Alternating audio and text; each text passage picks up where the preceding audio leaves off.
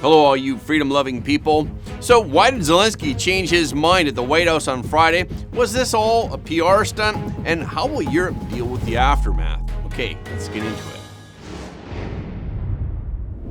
President Trump met with Ukrainian President Zelensky at the White House on Friday in what was supposed to be a deal between the U.S. and Ukraine. However, the meeting turned into a heated argument between the two leaders. This is extremely unusual. Normally, disagreements are resolved in closed-door meetings, and typically a meeting between two leaders is arranged only when both sides have already reached an agreement.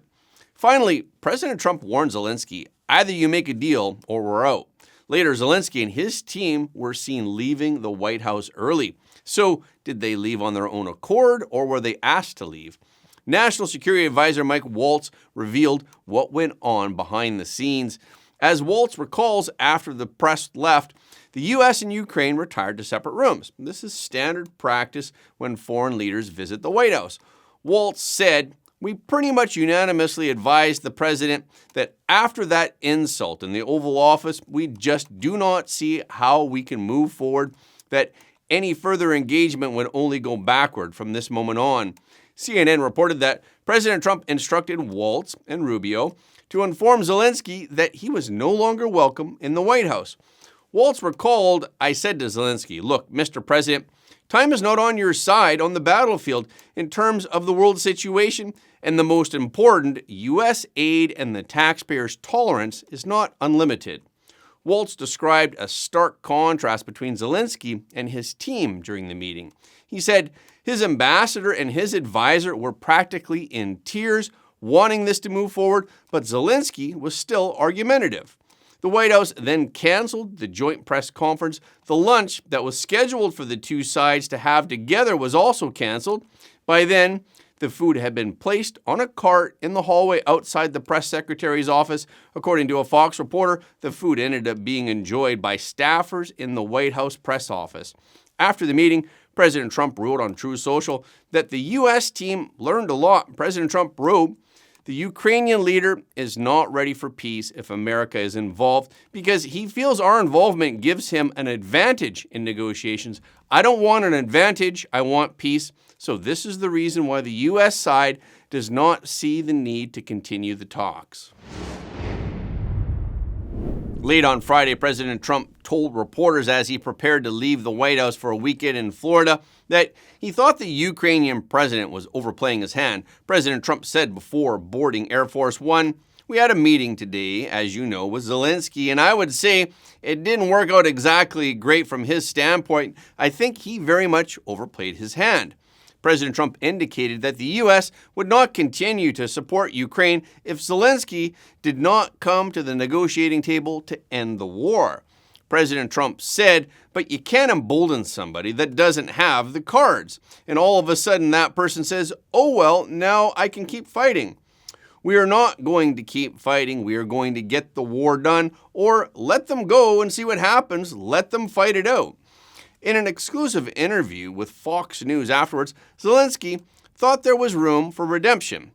Fox News chief political anchor Bret Baier asked Zelensky, "Mr. President, do you think your relationship with Donald Trump, President Trump, after today can be salvaged?" Zelensky said, "Yes, of course, because it's relations more than two presidents. It's the historical relations, strong relations between our people. That's why I always began to thank your people from our people." Zelensky said that he was not sure that we did something bad when he was asked about the heated exchange. However, he did concede that the dust-up was bad for both sides. But Waltz sees it differently. When asked by Fox News if Zelensky realized what was going on, Waltz replied, no, he did not, but frankly, his team did. Waltz said, "This was the wrong approach, the wrong time in history, and the wrong president to try and do this kind of thing." Waltz noted that Zelensky's approach was misaligned with the current president's stance. He said, "This is a new president, and we're determined to take a new approach to peace." It's very rare to see leaders of two countries fighting in front of the camera. It's probably something that most people only see once in their lives. So many people are speculating that this was a pre-planned PR stunt by Zelensky, who was an actor before he was president. Secretary of State Marco Rubio revealed more behind-the-scenes details of the U.S.-Ukraine talks in an interview. He said that President Trump had sent a number of top officials to discuss the mineral agreement with Zelensky. In fact, in the last 10 days, Ukraine has met with the U.S. Secretary of Commerce and Secretary of State 3 times. And they have spoken to the vice president and the president once, and they also met with him once. So there should have been adequate communication between the two sides. The president's been very clear. He campaigned on this. He thinks this war should have never started. He believes, and I agree, that had he been president, it never would have happened. Now here we are. He's trying to bring an end to this conflict. We've explained very clearly what our plan is here, which is we want to get the Russians to a negotiating table. We want to explore whether peace is possible. They understand this. They also understand that this agreement that was supposed to be signed today was supposed to be an agreement that binds America economically to Ukraine, which to me, as I've explained, and I think the president alluded to today, is a security guarantee in its own way, because we're involved. It's now us. It's our interests. That was all explained. That was all understood. Security guarantees is what Zelensky has been emphasizing, and it seems to be the trigger for this controversy. Rubio said that the agreement could have been signed 5 days ago, but Zelensky insisted on coming to Washington. But they insisted on coming to Washington, and there was and should have been a very clear understanding. Don't come here and create a such scenario where you're going to start lecturing us about how diplomacy isn't going to work. President Zelensky took it in that direction, and it ended in a predictable outcome as a result. It's unfortunate. That wasn't supposed to be this way, but that's the path he chose. And I think, frankly, sends his country backwards in regards to achieving peace. Some European officials suspected that Zelensky's provocative behavior at the White House was planned. U.S. officials said that the situation was completely out of their expectation. White House officials said that they had expected it to be a ceremonial and friendly meeting before signing the agreement. This was also verified by President Trump's opening remarks for the meeting. It's an honor to have you here. Thank you very much for coming. We're going to sign the agreement at the conference in the East Room in a little while, right after lunch.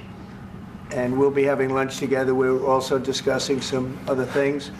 And we appreciate everybody being here. It's somewhat of an exciting moment, but the really exciting moment is when they stop the shooting and we end up with a deal. And I think we're fairly close to getting that, and an honor to have you, and please. Americans think that during the talks, Zelensky changed his tone and repeatedly called for additional military support for Ukraine, including U.S. air defense systems. President Trump indicated that he'd be willing to support more arms shipments to Ukraine, and he expressed hopes that most of these shipments won't be needed if a peace deal can be reached with Moscow.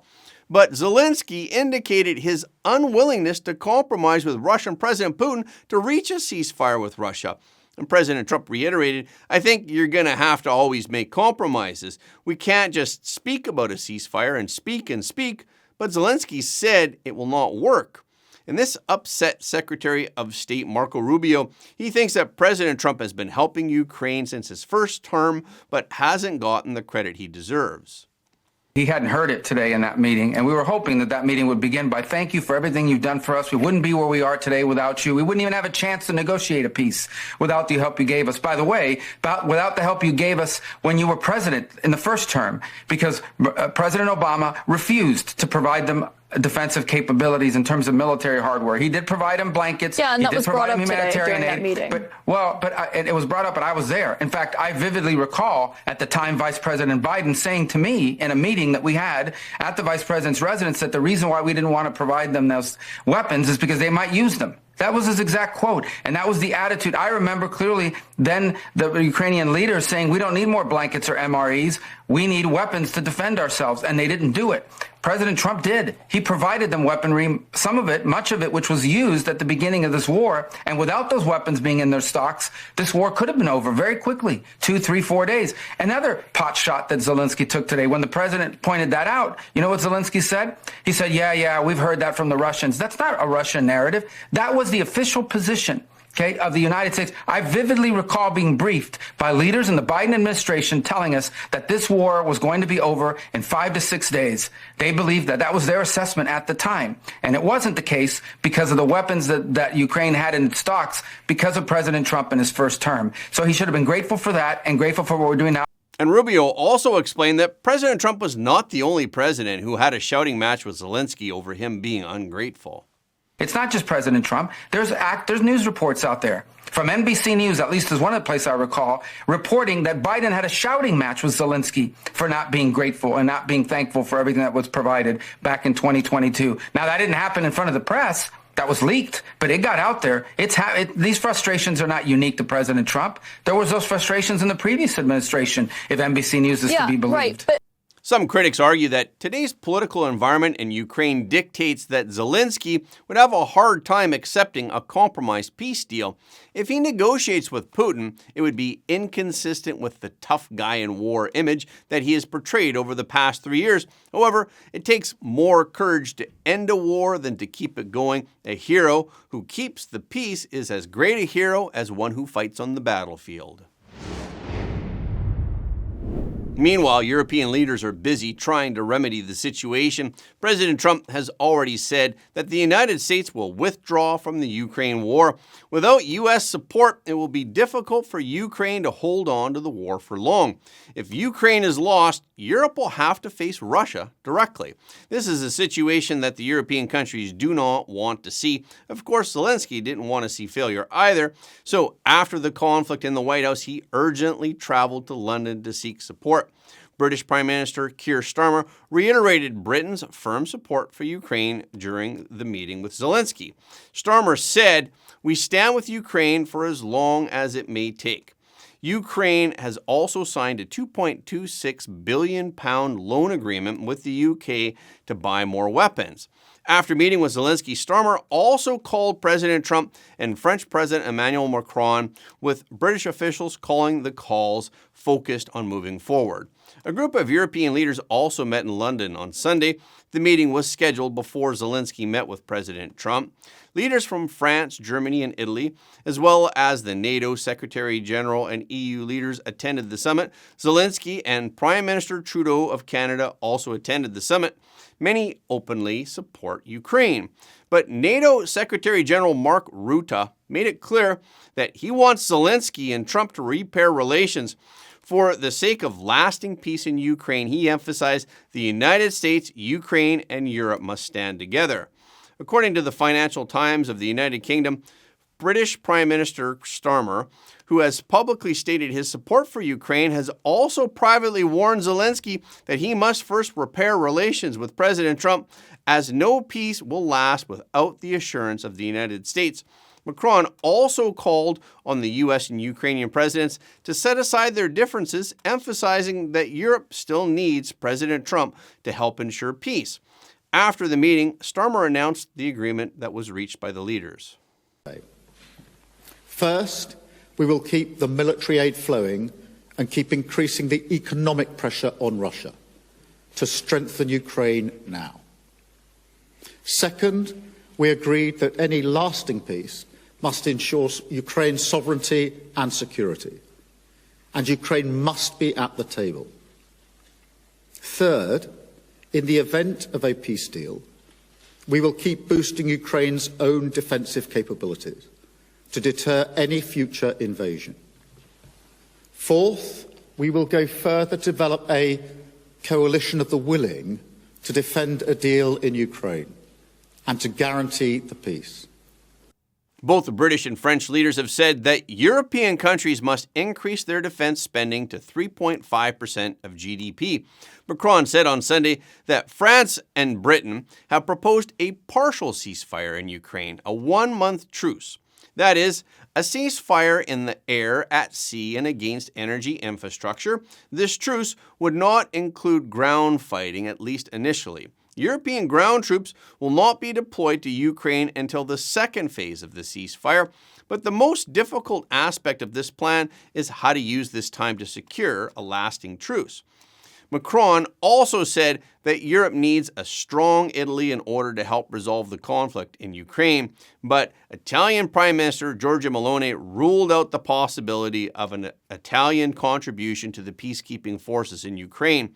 She emphasized that it was definitely not on the agenda. Mike Waltz said on Sunday that the United States needs a leader in Kiev who is willing to secure a lasting peace with Russia. go to confidence building measures, go to a ceasefire, and bring this horrific war to an end. And what was so, I think, stunning to all of us in the Oval Office was that it was not clear Zelensky was going to go to negotiations at all, that he would ever be able to negotiate with Putin, and whether he shared our goal of ending this war. So what I made clear as Secretary Rubio, and I said, look, this cannot proceed, was that this was a huge missed opportunity for him and for his country. He could have left the White House on Friday on the heels of an engagement with President Macron of France, with Prime Minister Starmer of the United Kingdom, where they were talking about European boots on the ground, security guarantees for Ukraine, a positive movement towards ending this war, and having Ukraine and the United States being bound together for a generation economically. But what we made clear was that could not proceed, at least for now. When President Trump was asked if he wants President Zelensky to resign, he replied by saying, we need a leader that can deal with us, eventually deal with the Russians, and end this war. And if it becomes apparent that President Zelensky's either personal motivations or political motivations are divergent from ending the fighting in his country, then I think we have a real issue on our hands. And after the summit, Prime Minister Trudeau also met with King Charles today. It's unknown exactly what the meeting between King Charles and Trudeau was about, but during the summit, when Trudeau was asked by reporters what his message will be for the King, he said, as always, we will discuss matters of importance to Canada and to Canadians, and I can tell you that nothing seems more important to Canadians right now than standing up for our sovereignty and our independence as a nation. Reporters also asked Trudeau whether he had asked Starmer to speak up for Canadian sovereignty. Trudeau did not directly answer the question, saying he knows our allies will continue to be there to count on Canada and defend Canada in our own strong sense of identity and independence. And that's a wrap for this episode. Thank you so much for your support of Front Page. Please remember that every like, comment, and share helps more people to see the truth. If you haven't already, please subscribe. And if you have already subscribed, we thank you, but please double check to make sure that you're still subscribed, because some of our audience have reported that they're somehow unsubscribed without their knowledge. We've also heard that many of you don't get notifications of our videos anymore on YouTube. So when you do subscribe on YouTube, please make sure to tap the notification bell as well. Okay, this is our show for today. Thank you so much for tuning in. If you like what you heard today, please don't forget to like this video and share it with your friends and family, because everybody deserves to know the truth.